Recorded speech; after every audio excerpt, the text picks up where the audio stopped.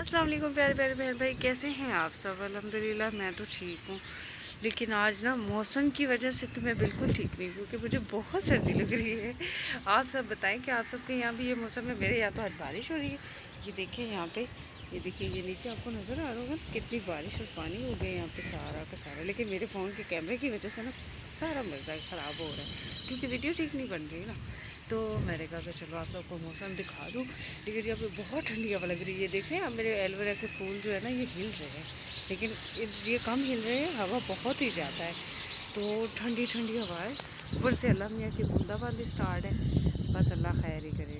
अच्छा, आप सबको ना बताइएगा ज़रूर कि आप सबके यहाँ भी बारिश हो रही है कि नहीं हो रही। मैंने तो आज सलाम भी नहीं किया आप सबको। चलो लास्ट में ही सही, लेकिन मेरी तरफ से आप सबको अस्सलाम वालेकुम। और मेरी तरफ से आपको सबके लिए ढेरों दुआएं कि अल्लाह आपको हमेशा खुश आबाद रखे, सदा खुश रहें अपनी फैमिली और अपने अम्मी अबू के साथ, अपने बच्चों के साथ। और इसी दुआ के साथ आप मुझे भी हमेशा याद रखिएगा अपनी दुआओं में।